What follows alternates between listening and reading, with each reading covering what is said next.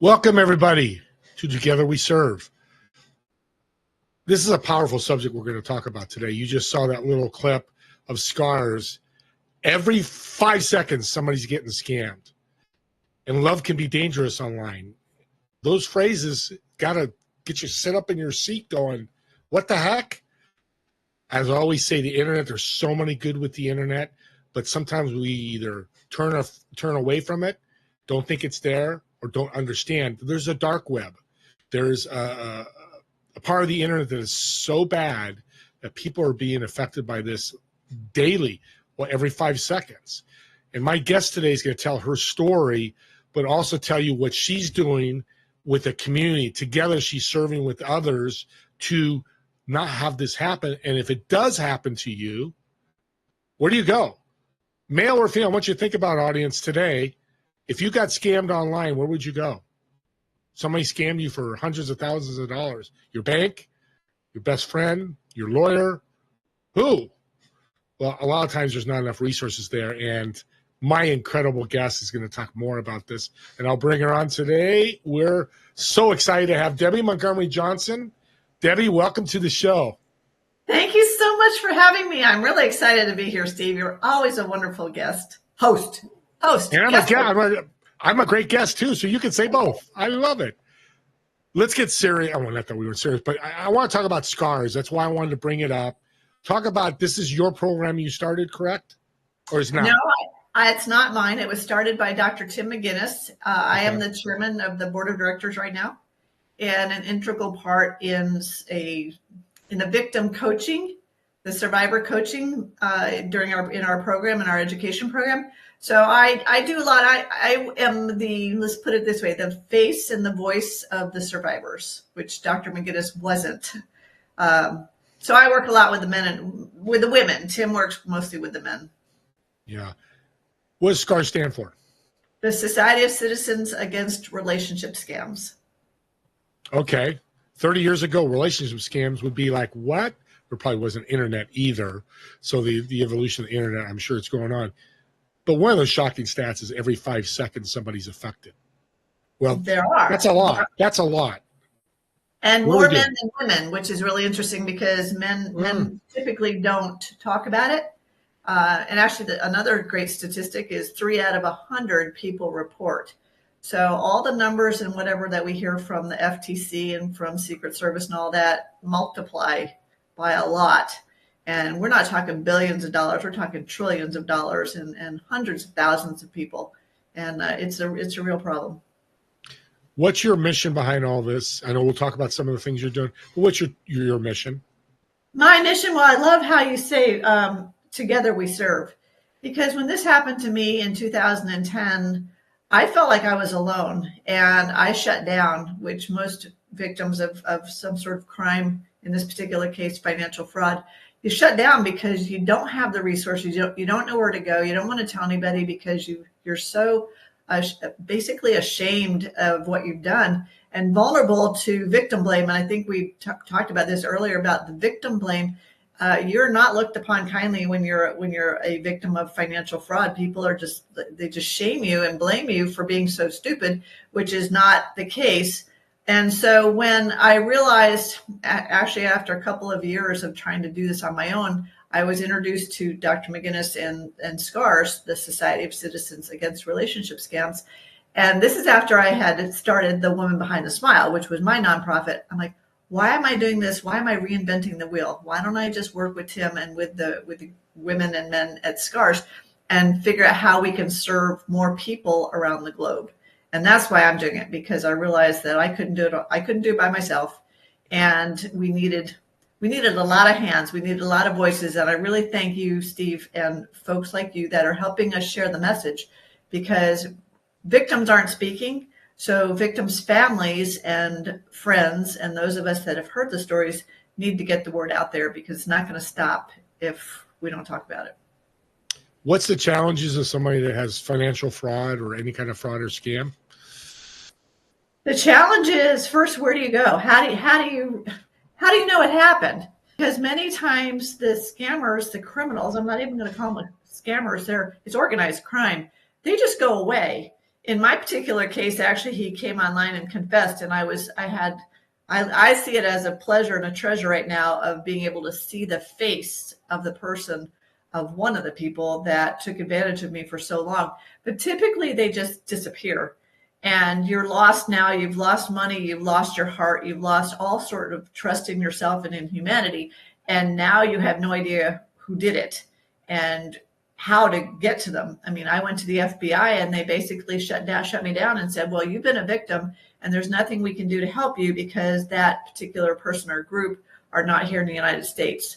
And they just shut me down. And now what do you do? Now who do you go to? The bankers told me it was my fault. You know, my family basically said that was your fault. I mean, nobody wants to help you because we all think that it's never going to happen to us. So that was really dumb to have had that happen. But in reality, it's going to happen to everybody at some point in their life. They just aren't going to want to talk about it. And I just got to the point when I did bring it up to a couple of friends at a women's meeting one time. Someone mentioned online dating and I rolled my eyes at her. And she said, what's behind that? Tell me the story. And I told them, and she said, look, Deb, you have to tell your story because my mom was taken for $80,000 and never did anything. And then another woman piped in. She goes, well, I was in a Ponzi scheme, not once, but twice. And she was a financial planner of 42 years. And another one said, I was engaged to a man and we were going to be married. And I found that he had another family somewhere. So I was hearing about all these women that had been taken advantage somehow and nobody was speaking up. And that's when I realized that my issue, my story was not just about me anymore. And I needed to tell it because there are other women out there that needed someone to listen to them that understood. It's almost like they needed a hand to hold onto theirs so that they had the courage to speak up now. And that's why I do it, because it gives me great strength to work with someone else that's been through this. And it's unfortunate when I hear, Deb, I thank you so much for what you're doing, but I wish I had heard your story before. That breaks my heart because this is not slowing down. And we'll get into that, but with technology the way it is and the amount of money that is being taken from people, you know, the criminals are so far ahead of us with technology. And if there's a way to get money from somebody, they've already thought about it and they're doing it. And they're good at it. Yeah, and that leads, so I didn't want to start with your story. I want to lead with your passion because it's so passionate. And when I first met you, we talked about that. Tell your full story, be, you know, as open as you can be, because it's an incredible story. Sure. Well, it started in 2010. On April 8th, 2010, my husband of almost 26 years passed away suddenly. He had gone on a business trip on a Wednesday night, and Thursday morning I got a phone call. Actually, I was in a meeting, but I got a message from my oldest son, who was only 23 at the time. And he goes, Mom, Dad just died. I'm coming home to take care of everything. Well, my husband he hadn't been sick. I mean, he was diabetic, and so he had that under control. But he just left one night, and I never saw him again after that. And so I needed to learn how to run his company. And this is what's really interesting when we're talking about Together We Serve. Lou was a solopreneur. He had a company that I was really not a part of. I had my own jobs. And so, but his company paid the bills. Mine took care of benefits. I was working as a treasurer for the school district. And so I'd had a lot of experience. I was a paralegal. I was an Air Force officer. I had worked for a bank for years and years. So I had a lot of good resources, and I knew the right people to call about learning how to keep Lou's business going, because again, that paid the bills. But 6 months into it, after he had passed, and I had really been running on anxiety and energy and everything, because I didn't have time to grieve. I had to figure out how to pay the bills. And so 6 months into it, one of my friends looked at me. She goes, "You know what? You need a life." And I had a life. I was very busy, and I took care of myself as best I could by swimming. But that was the only time I could cry without anybody knowing what was really going on. So when my friends said you need a life, they really meant you've got to get back and start dating again. Well, picture this. I was 52. I had been married for almost 26 years. I hadn't been on a date in all, except for dating Lou. I had those anxieties popping up again as if I was 16. The whole not smart enough, not pretty enough, not skinny enough, all those not enoughs. And I had to really sit myself down and say, okay, look, you've had some tremendous experience in life. Stop doubting yourself. Go out there, find a faith-based dating site online, and just do it cautiously. You didn't have to jump in. I kind of dipped my toe into it, but I wanted it to be perfect, right? Nobody wants to have this crack. And I look back and I laugh now, because so many of us want to be the perfect.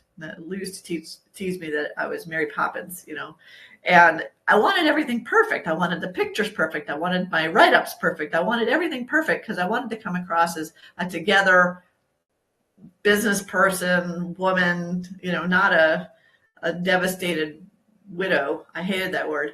And so I put together by myself what I thought was a pretty good profile for the online platform.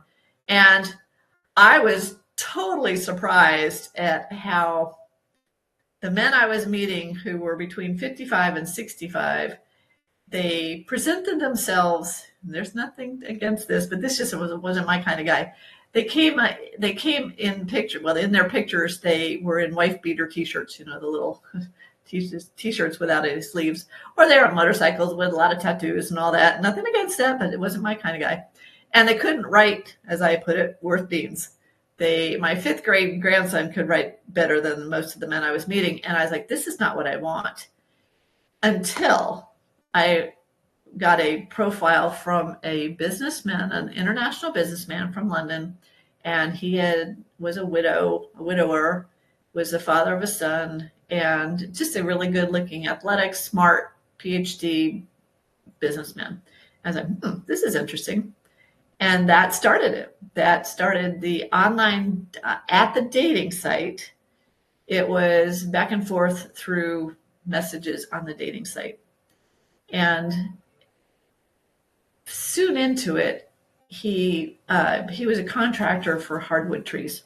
This is the story. I had hardwood trees down in Costa Rica. And so when I got the name of his company and the website, I did my due diligence. I looked up who he was, or I looked up who the company was. I even called the company and said, do you have a contractor, an independent contractor named Dr. Eric Cole? And they said, no. And I'm thinking, okay. So I asked him about it, and there was always an answer to my questions. And I figured, well, he must be international. Maybe he just works with them, not for them.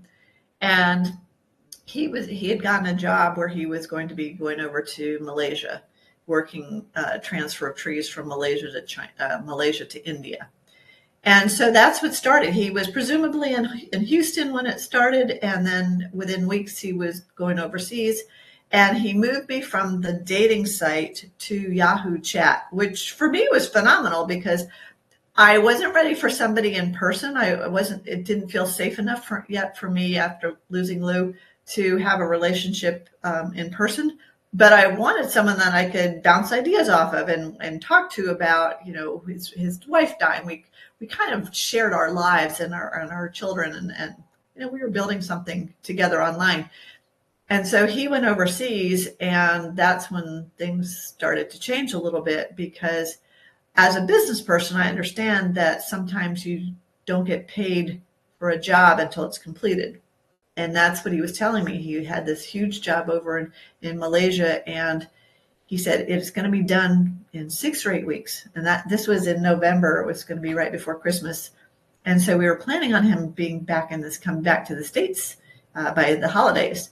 And that in itself was an up and down emotional event, because I would make reservations for hotels, and I would do all these things to get him here. Well, and then his sister and son were coming in from London, and it was going to be this great family event. And then something happened, and he wouldn't be able to come. So it was an up and down emotional thing. But what's most interesting, coming from me, what I called a damn Yankee, where I didn't really give money away to many people. I paid my tithing and did all those, beneficial things, but I just didn't give money away, without knowing somebody. But over the weeks and months that we developed this relationship, he became my family. Again, I have 4 kids, but 3 out of the 4 were out of the house. They were in college or they were in military flight school. The only one I had at home was my 15-year-old. And I figured, well, his job right now is school and football, and he was out. My job was running the company, doing my day job, and then trying to figure out who I was personally. Because one of Lou's friends, after he died, said to me, "Deb, who are you?" And I started thinking about it, going, I don't know. For all these years, I've been so-and-so's mother and so-and-so's wife and so-and-so's daughter. Who am I? And that in itself was kind of a crisis of, well, I don't know if it was a crisis, but it was a moment to say, okay, so who am I? Who do I want to be? Who do I want to present myself as? And how do I do it? And so with the help of Eric, I have 4,000 pages of journal, which was a chronicle. I cut and paste our online communications into my journal. And then I have 5 printed volumes of that, which I thought would be family history. And in the end, it turned out to be, it could have been evidence, but they couldn't do anything about this. So stepping ahead, it was a 2-year relationship. It was only online because he was overseas. It did involve money. And it started very small. This is what people need to know, is that I lost a lot of money, and I didn't have it in the bank. I found it. I got creative. I had investments that I sold. I had retirement accounts that I retired. Presumably, I was going to get them back. I pulled money out of IRAs and stuff, and I said, look, we've got a short period of time where I've got to get this money back in, or I'm going to have some penalties. So there was a lot of pressure for that, but there was always the assurance that it would get paid back and you're going to be okay and not to worry. So I wasn't giving money away to somebody that I didn't know. He had become part of my family. And I figured, well, you know what? I will help him with this now. The job will be done. He'll come back. We'll have a great life. We'll be able to, raise families together.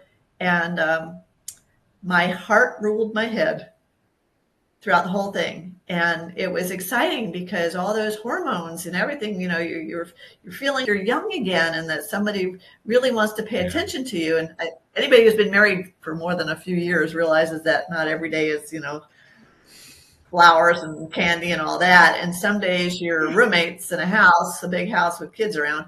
And it, you've been married. You are married. Yeah. And, yeah, you're absolutely right. And then what's interesting is you fell in love. I sure thought I did. Yeah. My heart that's was the feelings. Yeah. My heart was in it. Yeah. And I honestly, I would do anything for someone in my family. And at that point, I felt like he was going to be part of my family. How much money did you lose? I lost $1,080,762 over Audience. 2 years. Over 2 years. I can hear the I didn't have it. I found it. I sold jewelry. I got creative. And I know people that have lost $2.5 million, and I know people who've lost $1. And it doesn't matter how much you've lost. It's the fact that it's been taken, under circumstances that are not your fault. And that's why we're speaking today, because it's not the victim's fault. The only thing that the victims and the survivors of this have done is they said hello. They said hello to someone. And then they had a big heart and wanted to help. And I think each one of us is at that point at some time in our lives.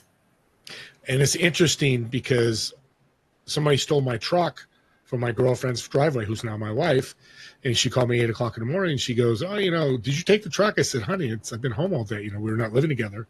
Well, the truck's not here. And we found out it was stolen. Now, that's not $1 million, but people out there, I know you're listening. It's the loss of something, your private, like you were saying. And now it becomes emotional. And talk about that, because it became emotional for you once you found out you were being scammed.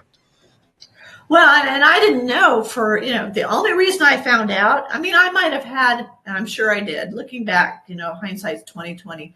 I had moments when I was thinking, ooh, this doesn't feel right. And I called them the pink flags. There was nothing red about my flags. They were pink.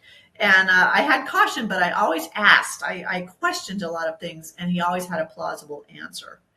And so I was like, well, I never considered anybody lying to me for 2 years. How could you keep the story straight for 2 years? And he wasn't like me, where I was writing it down, and I would do that. I got to know his sister and his son and his attorney through Yahoo Chat. There were nights when I would have multiple screens open, and I'd be asking Mary questions about Eric, and Eric questions about him, and then or about her, and then I was trying to build the story about who this family was and how did his wife pass. And I asked a lot of questions, and then I'm sure he asked the same of me.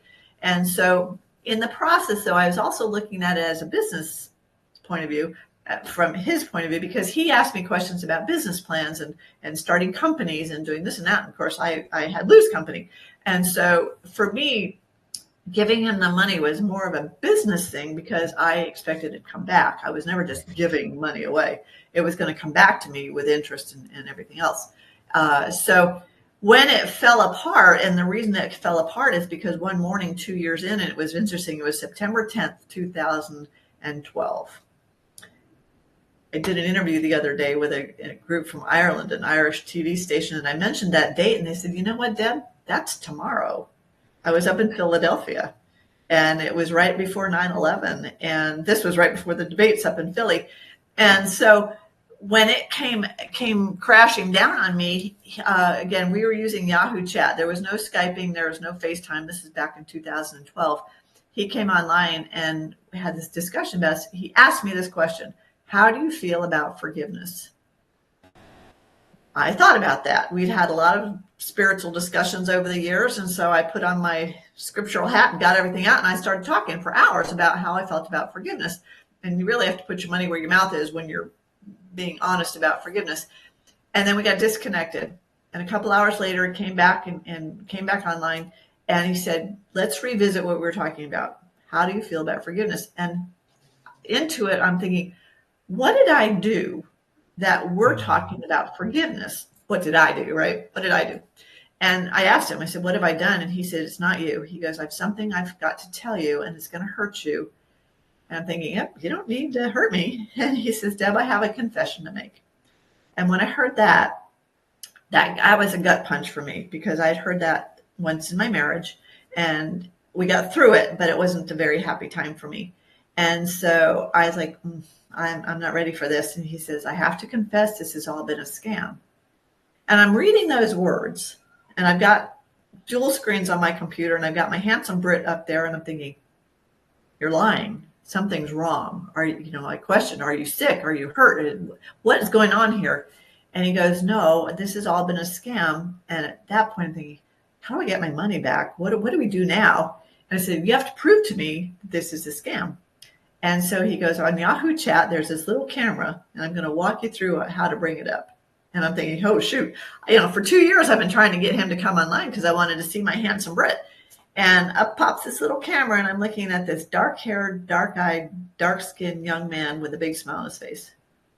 And for me, it was like hitting a brick wall. And I've got a picture of him. I have no idea how I did that, but I had my camera, my phone, and I kept my camera down, my phone low, so he wouldn't see it, but I took a picture of him. And that picture is actually in my book, which is called The Woman Behind the Smile. But it's the only picture that I have of the real person. And I'm looking at it, and that's, it was interesting too, that my head and my heart got back together, and the head's going, okay, so how do you catch him? You were an intelligence officer, you're a banker, you were all these things. How do we catch him? You've seen TV shows, keep him engaged, get all this information and take it to the FBI. But I'm also asking him, why did you do it? And then again, why confess? And he actually said to me that he confessed he had to, I got to go back to feeling like part of him had to have felt a little bit of my goodness and love, and that he'd have to have a little bit of a heart there. Now, Dr. McGinnis would say, Deb, this is part of the scam. But not many of the scammers and the criminals will show themselves like that, especially 10 years ago. But for me, that was one of the best things that could have happened, because by seeing him like that, I could put a face to the crime.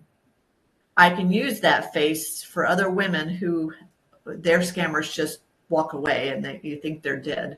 I'm like, look at this person. This is who is taking advantage of us. But I also go back to when Lou passed. I got that phone call from my son. The mom, dad died. I never saw Lou again. My parents took care of all the things. And so being military for all those years, when Lou didn't come home, it was almost like he'd gone on a TDY, which is a temporary duty, like a business trip, and forgot to call home. And if that had happened in this particular case, if Eric or whoever, Joseph, I guess the man's name was, if he had just disappeared, I would have felt like like I was reliving Lou dying. But this time without $1 million. And that was really sad.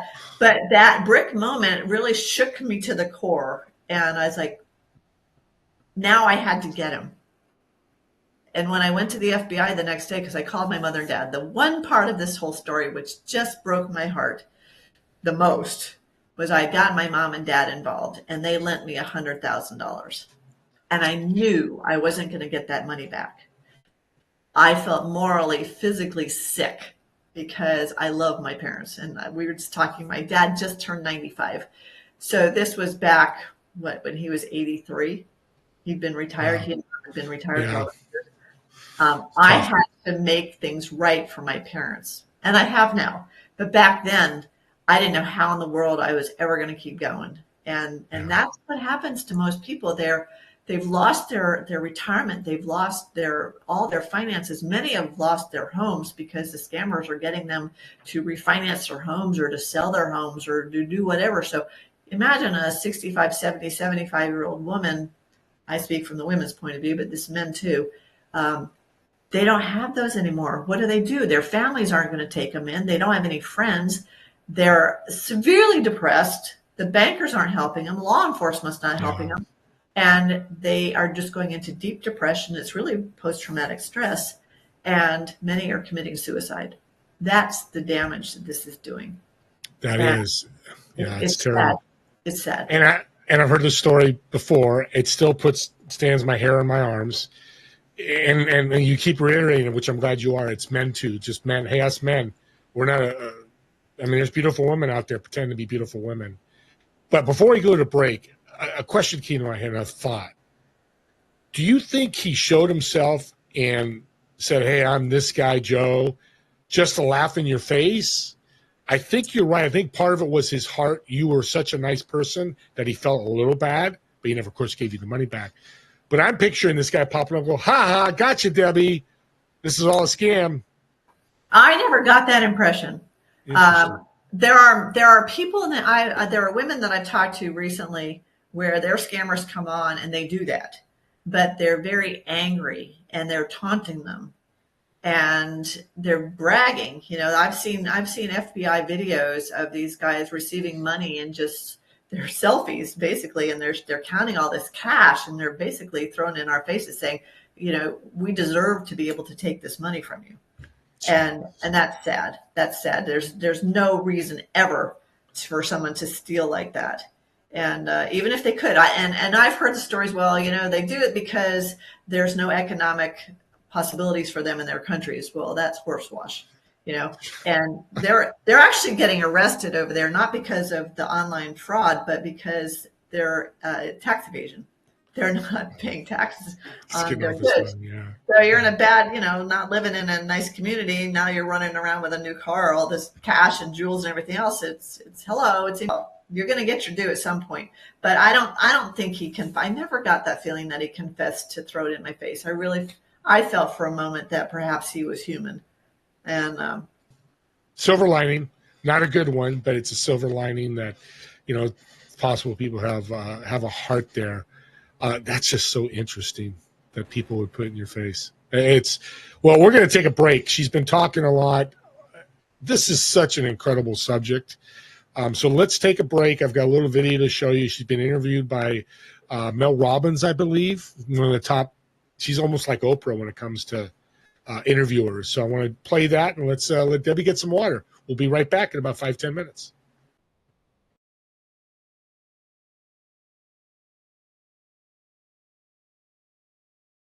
Like Debbie, who unknowingly was catfished for 2 years after she became a widow. My husband Lou died, and after 26 years, I became an overnight widow.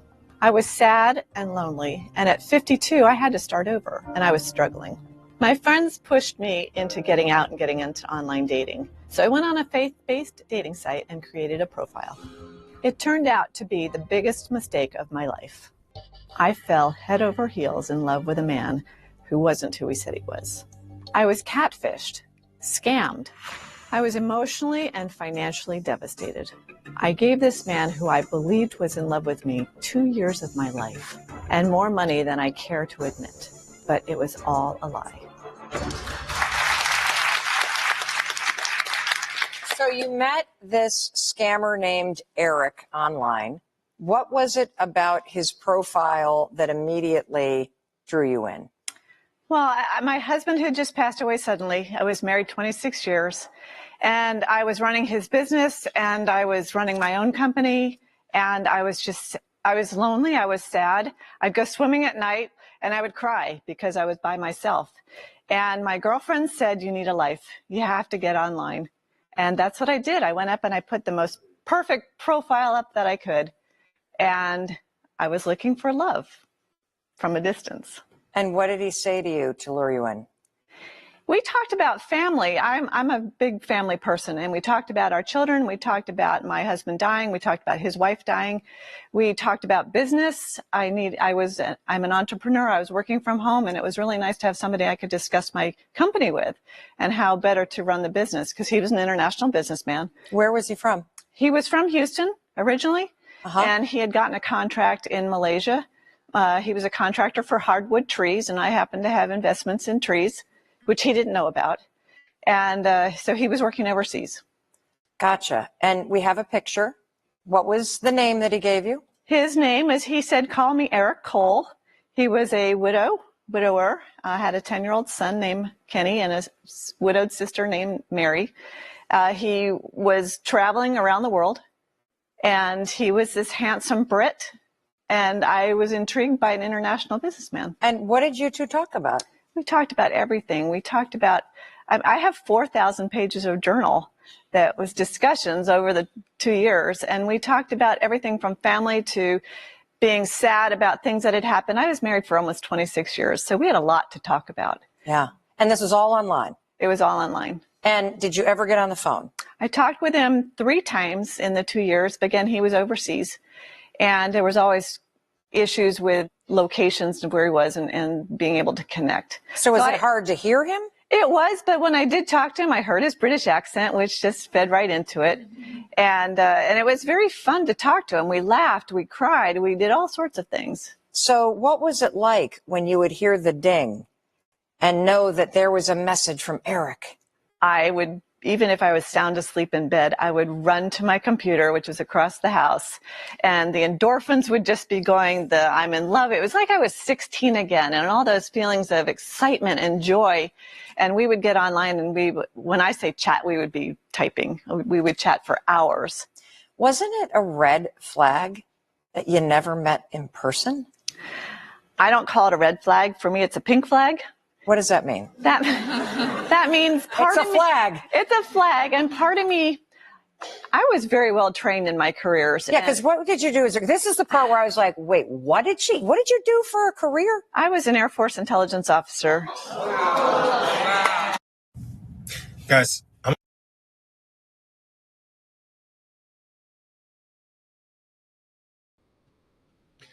I can never hear that story enough. You could tell Debbie's a wonderful woman. All she does care. She talked about family in her conversation in the first segment, probably 4, 5, 6 times I've got it in here. And she was an intelligence officer. Think about that. In the military, she was trained by the top people, and she got scammed for over $1 million. I think all of us are susceptible to this. And this is the power. I want to bring her back because here's the exciting part. She's got resources and ways to avoid it or to help you get through it if it does hit you, because that's, as she said earlier in the first segment, is a problem. So I want to bring Debbie back. Debbie, welcome back. Let me bring us both on here. There we go. I love that interview because of Mel Robbins' face when she said, "Wait a minute," and you were so so kind, like, "Yeah, I was an intelligence officer."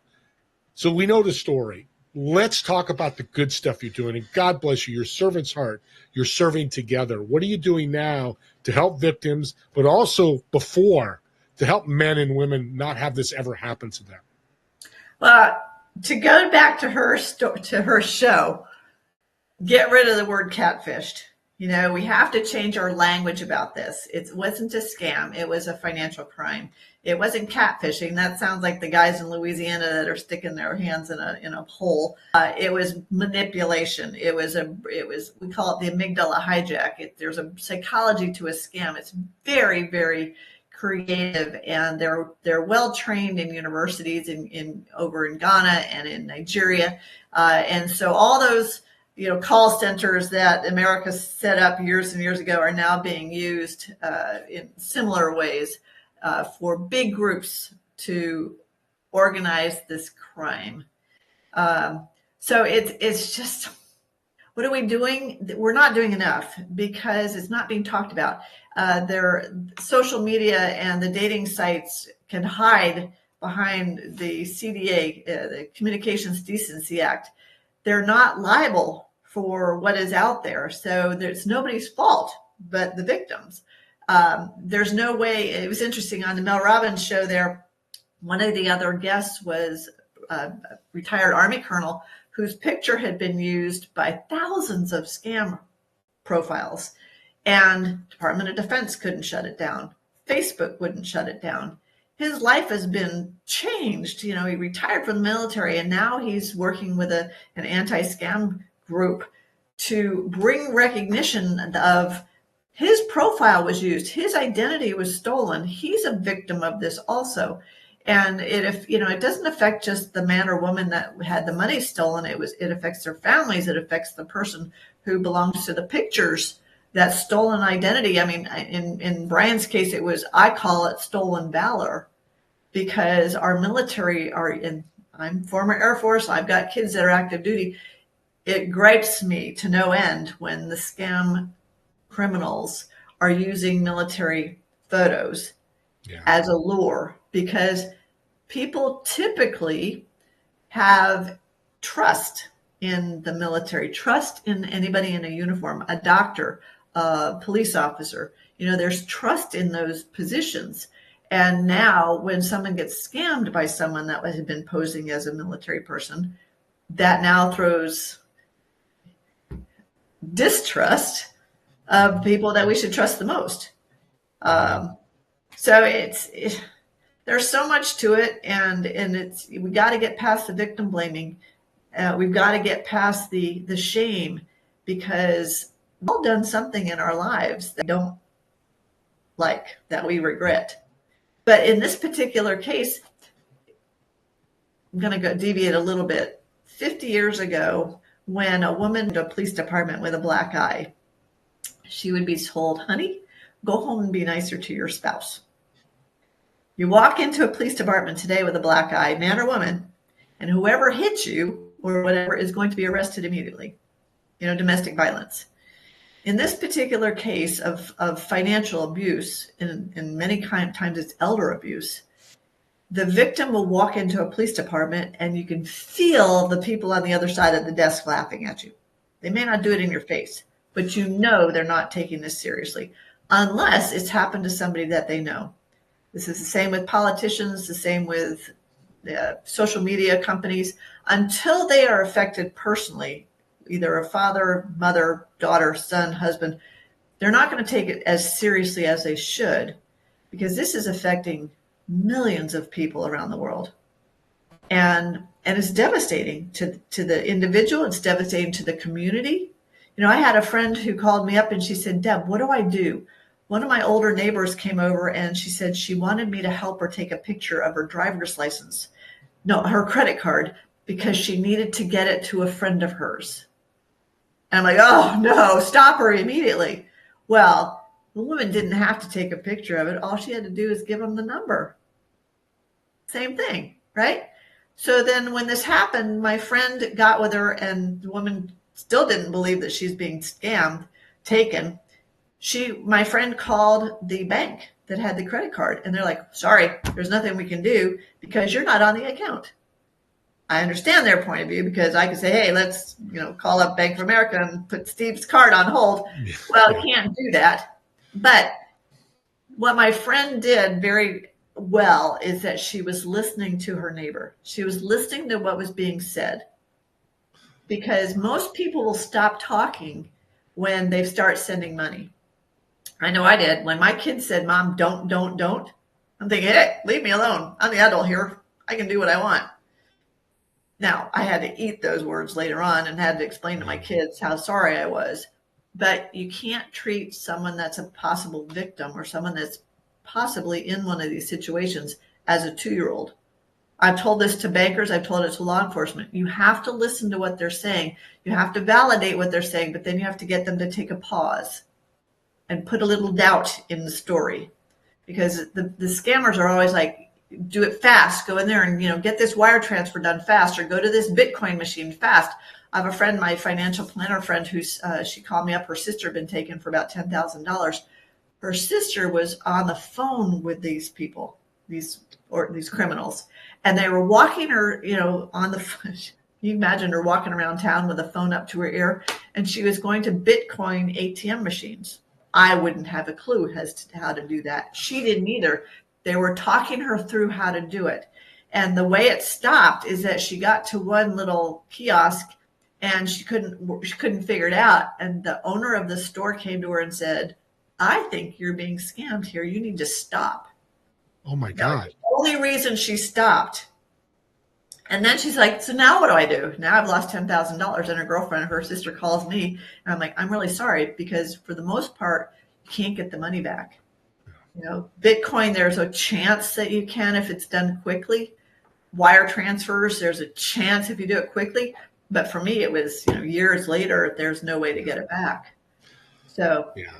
And they know that. The criminals know that. That's why they go that way. A question, as I'm watching Mel Rowland's interview with you, and they show the picture of who you thought it was. Did you ever meet that guy? Do you know who he is, identity?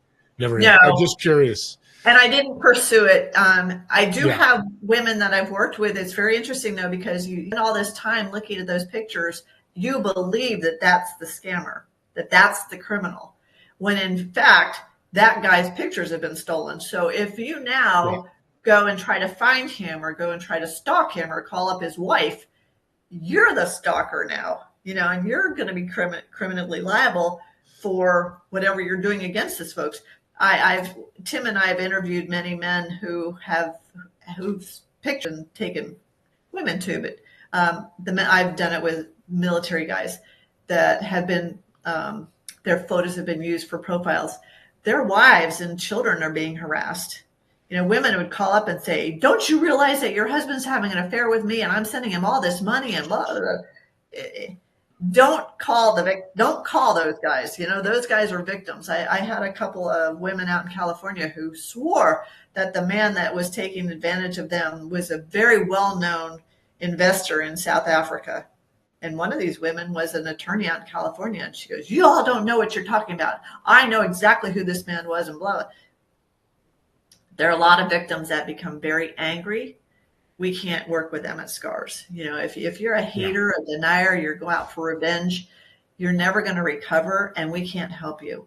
And that's the thing about going into recovery from this. It's a difficult thing because a third of the victims are going to be haters and deniers, and any of them that see what we're trying to do are going to get really angry at us.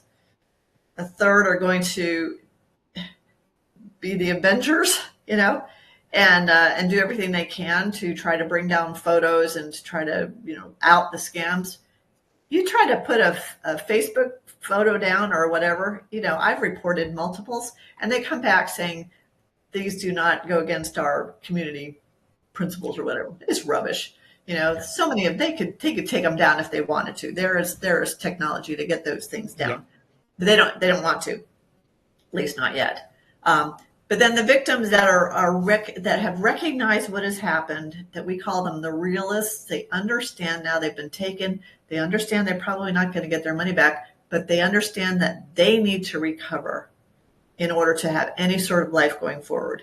And it's hard for an elder person to do that because they may be on Social Security. They have limited resources to start working again.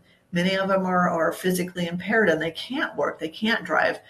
Some of them like to do Uber, whatever the girls can do. I'm like, you got to start to do something, but you can't give up your life. You need to do some service. We're talking about Together We Serve. The best way to recover from something like this is to serve other people, because then your problems don't look half as bad.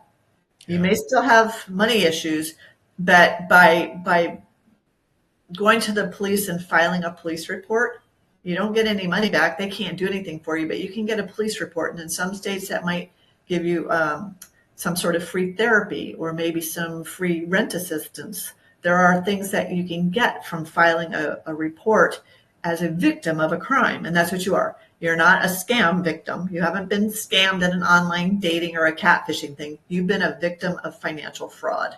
And police departments understand that, and banks understand that. Yeah. So little by little, they're learning. Your great work. And that's why I love you, and God bless that I've met you, and I want to support you, and I will, not want, I will. And we'll talk about real quick here because we're coming to the end.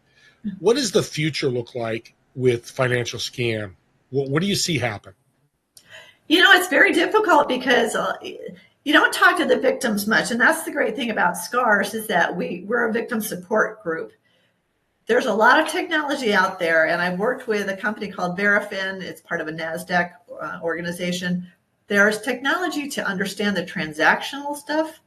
And I was like, you guys have to do a little bit better in following the money, following the transactions. Any bank that had seen my history of wire transfers, which was almost zero, maybe one prior to this, with buying a home, if they had seen me start doing wire transfers one after another, for 2 years, it would have been like a big red flag. Mel Robbins talked about red flags. Hello, stop this woman, somehow slow her down.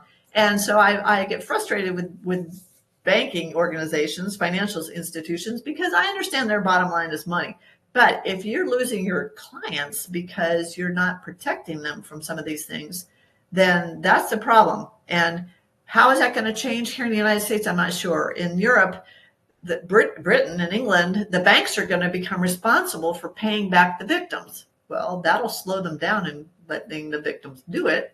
I mean, Dr. McGinnis and I have talked to financial organizations saying, maybe you need to have some sort of document that if you recognize that someone's being taken, have them read it, have them sign it, make them aware that maybe they are participating in a crime that they might be responsible for. cover your rear end, right? As a banker, if this person signs this, then the bank's not responsible. But they're like, oh, now we got too many lawyers involved. You get one of those guys whose mom has been taken, and they're going to change what they're doing. Yeah. Yeah. The victim. I don't know. It's by speaking up, by talking about it, and not by shaming the victims, because that'll shut them down in a heartbeat. Yeah. Yeah. And that's what you're doing. You're in Mel Robbins. She's been all over interviewing. I'm so proud that she came to my TV show. How can people support you? I'll put the websites back up. Any other way people can support you in this? The best thing they can do, I mean, if you know somebody that's been taken, please have them reach out to me. It can go to Debby at The Woman Behind the Smile. I will respond to victims. I will get you involved with SCARS, the Society of Citizens Against Relationship Scams. We've just launched a 12, 13-week scam school. It's called Scam Survivors, and it's a step-by-step process to help you understand what had happened, help you, prepare to go to the law enforcement to get a report, help you to get involved in working with a therapist. It's really important to work with a trauma therapist, and we're partnered with BetterHelp.com and provide 30 days whatever of free therapy. We are trying our best to get the word out there. Tim does a lot of training with law enforcement in Ghana, with universities in Ghana. They're seeing that these young men that are being taken up as scammers are being used as criminals overseas. There is a mental breakdown in their psychology, as they don't want to have a problem when they get older. So they're training them in universities and psychology departments on this is what's going to happen if you're involved in this. It's kind of like looking at mugshots. That is very detrimental to your health. And so part of the anti-scam groups are putting all these mugshots out there. Well, that just is devastating to a victim. Why start looking at those pictures? They all start looking alike. But it's learning how this happened, learning how vulnerable we all can be, figuring out what has happened in our lives, back in the day, over time that might make you susceptible to this. But don't blame anybody, because it doesn't matter if you're a man, a woman, if you're rich or poor, if you're white, black, Asian, whatever you are a possible victim to this. And your mother, your father, your best friend, listen to what they're saying. Because if they're saying something about, well, I just met this really fabulous person online and I'm really excited, and I heard this the other day. A friend of mine called up and said, I don't know what to do. My birth mother is involved in something like this, and I don't know how to stop her. And I'm like, if you're not on any of her bank accounts, there's absolutely nothing you can do to stop her. And if I used to say, if you haven't seen the whites of their eyes in 2 weeks, it's a scam. But now they're scammers in person. Yeah, that's another subject we could talk about down the road. The condom. So it's education. It's learning about prevention's not going to help. It's really it's helping yourself learn how to be safe online. And that's a whole other story. But we start with our young kids, because today we see sextortion taking the lives of teenagers as quickly as we're seeing relationship scams taking the lives of older citizens. It's everybody. And if we need to have some sort of safety programs for how do you successfully, get through online. When we put our kindergarten kids online, we're making them think that they know what they're doing. So the scam victims today that are being hit the hardest, some of them are the millennials who've grown up online thinking they know everything. And they're being taken in pig butchering and investment fraud. And they are angry victims because they thought they knew better. And now they become very revenge oriented. And that's not going to stop it. And it's not going to solve anything. Well, time has flown. I can't believe I like to keep talking. I love hearing about this. Not for the subject, but what you're doing to solve this. Together we serve. Your servants' hearts come out. Audience, reach out to her. There's the websites. I've kept them up. Probably a way to donate as well, if need be. And get her book. What's the name of the book, real quick? The Woman Behind the Smile. It's available on Amazon, and all the things are on the thewomanbehindthesmile.com. Also, my website. Perfect. Reach out to that. God bless you, Debby. I'm here for you. Please reach out to her, audience. This has been great. We'll see you next week, Friday at 2 p.m. Pacific, 5 p.m. Eastern on Together We Serve TV show. Everybody have an incredible day. Me and Debby, thank you so much for watching.